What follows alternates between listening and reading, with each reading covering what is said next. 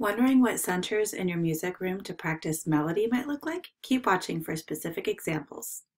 For music education tips and tricks, subscribe to my channel and hit the bell to be notified when I post a video every week.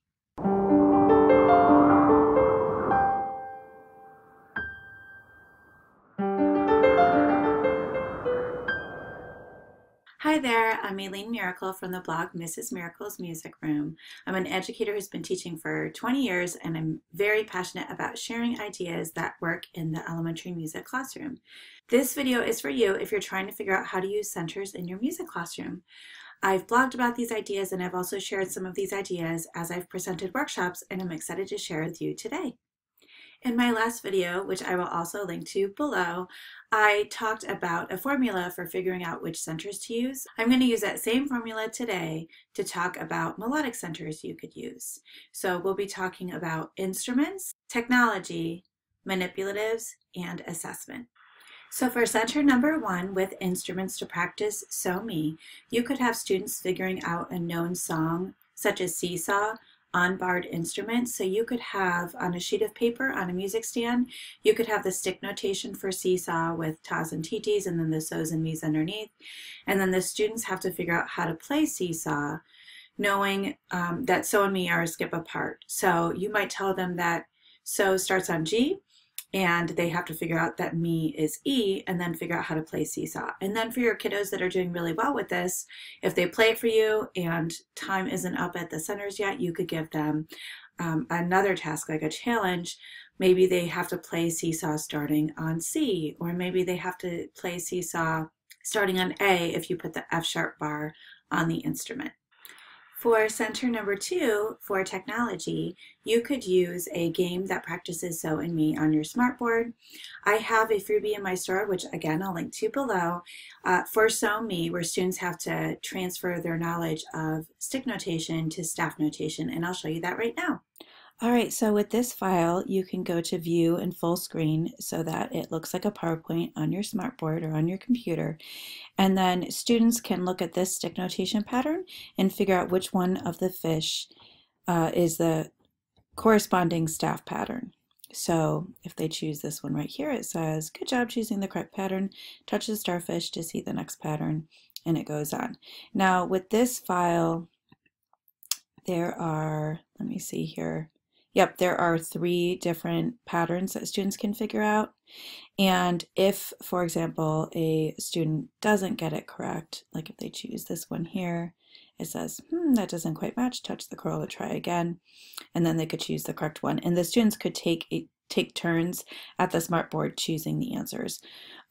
Before I forget to, this clip art, this really cute clip art, is by Krista Walden, so thank you to her. So if you want a longer game, like if you're afraid that this isn't going to take up the 5 minutes that you need, I do have a paid game in my store that's a little bit longer that your students could use, but at least you could download this one and see if it's something that you might like to try. And then my friend Linda McPherson also has a free So Me game in her store, and I will link to that one below. So it could be something where you like pair up those 2 freebies at the center, or you could do one or the other. For center number 3, for manipulatives, you could use these sofa cubes. So I'll take them out so you can see what they look like. These are just wooden cubes, and I'll do a close-up in a minute for you. And on each side, there are different sofa. So students can work with these blocks, and as you can see, there are other sofa that they don't know on the other sides. And I used to get a little bit more nervous about that as a younger teacher, that they were looking at sofa that they didn't know. And now I just don't worry about it. Like if they say, well, what does this L mean? You can just say, oh, you'll learn later this year or whatever. So what they do with this is they can create whatever patterns they want with So and Me. They could even put in the contour so they can show So and Me a skip away from each other. And then they could sing it like, So me. And then they can go ahead and do another pattern like that and keep going like that. You could also have them use the sofa cubes to dictate songs that they know, but it's kind of fun to have them create with them. All right, and then center number 4, your assessment center, could be worksheets. So you might have worksheets for SoMe that already work.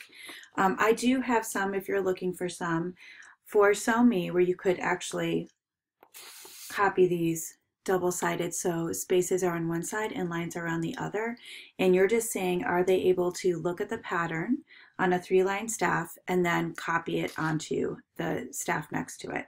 So this one is for spaces and this is for lines, and this is from my No Prep SoMe Staff Patterns worksheet set, and there are plenty of other SoMe worksheets to choose from in that set.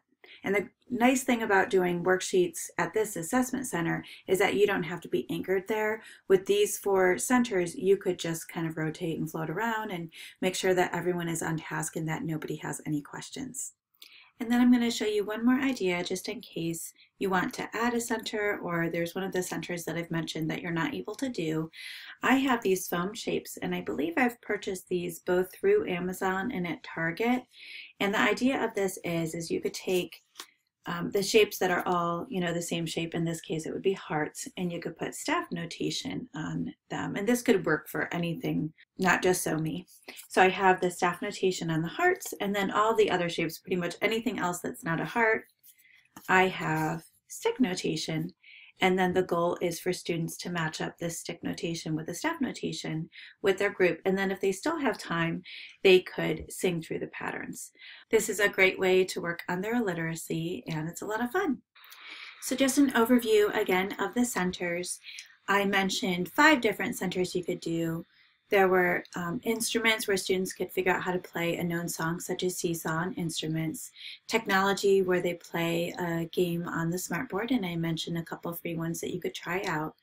Manipulatives, I mentioned the Solfa cubes, but another center idea I mentioned is also kind of a manipulative, where these foam shapes with stick and staff notation. And then there was also an assessment center where students were filling out a worksheet and then you could assess it later on. Comment below if you have any questions or concerns about melodic centers, and I would be happy to answer them. Or if you have other great ideas for melodic centers, I'm sure others would love to hear about them. Also, make sure to check out my other videos about centers. I have a video about why and what centers are, as well as a video about rhythmic centers, and I will link to both of those below as well. I've also written a blog post about melodic centers, which I will link to below. And if you're looking for more materials that are ready-made that you can just print and use, I will link to my first grade center set in my TPT store, which includes rhythmic and melodic centers. If you want to join a community of like-minded music educators, I have a Facebook group called Mrs. Miracle's Chat Room, and I would love for you to join. We often discuss centers, songs, games, activities, everything that you can think of to talk about for the music teacher. If you liked this video, like it by giving it a thumbs up, subscribe to my channel, comment with any questions or ideas, and stay tuned for my video next week. Thank you so much for watching.